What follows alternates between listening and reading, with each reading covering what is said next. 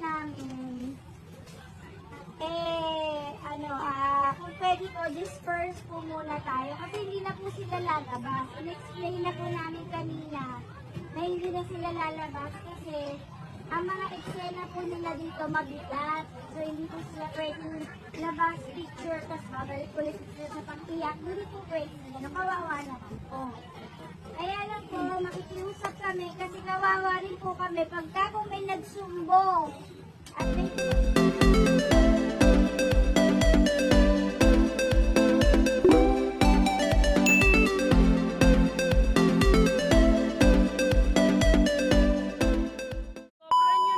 Dami, nakaka-istorbo na po tayo and they're getting mad at us and maybe we will not be able to shoot here anymore, which we don't like because I still need to finish the movie and I hope you understand that. Okay, we can do that if you'd be very quiet and we take pictures in an orderly manner without ruining our set.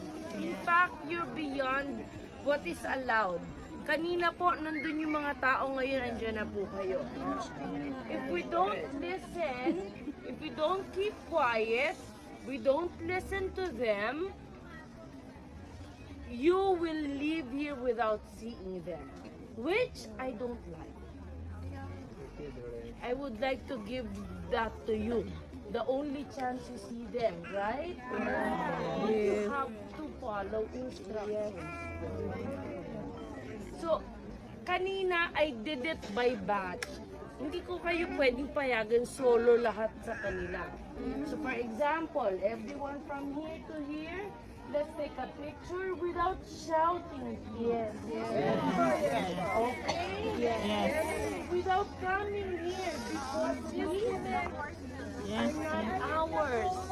Hindi po amin to. And the ones on the street, you really have to go. Nagagalit po sila. Sorry, sino ba yung nandyan? Sorry, the ones on the streets?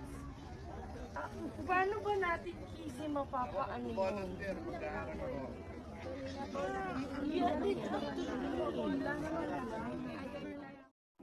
At dahil nga po sa madaming fans ng Ethan at Joy na pumupunta sa kanilang shooting place sa Calgary, naglagay po sila ngayon ng barikada para maiwasan ang pagdami ng tao na sumusubaybay sa shooting ng Hello Love Again, para maiwasan na rin ang mga pagsumbong ng mga neighbor na malapit sa kanila sa dami ng taong nakaabang sa shooting ng Hello Love Again, guys. Kaya eto na ang nangyari para di siya na ma-delay sa pag-shooting.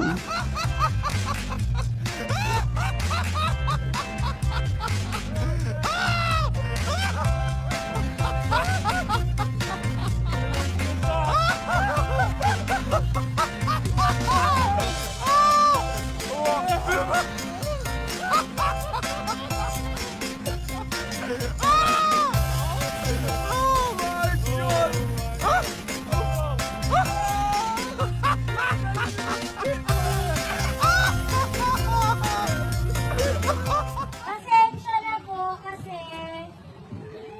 meron na po nagsumbong na ang dami ng tao dito. Ang pakiusap lang po kasi namin, kung pwede po, disperse po muna tayo kasi hindi na po sila lalabas. In-explain na po namin kanina na hindi na sila lalabas kasi ang mga eksena po nila dito mabigat. So, hindi po sila pwedeng labas picture, tapos babalik ulit sila sa pag-iyak. Hindi po pwede sila. Kawawa naman po. Kaya lang po, makikiusap kami kasi kawawa rin po kami pagka kung may nagsumbong at may dumating.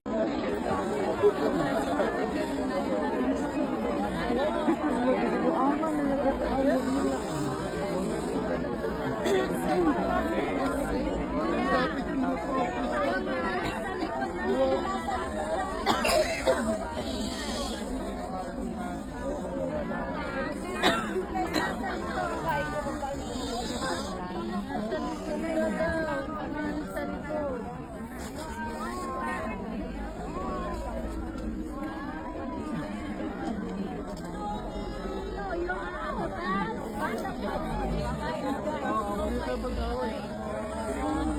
Saan si Moy Payang?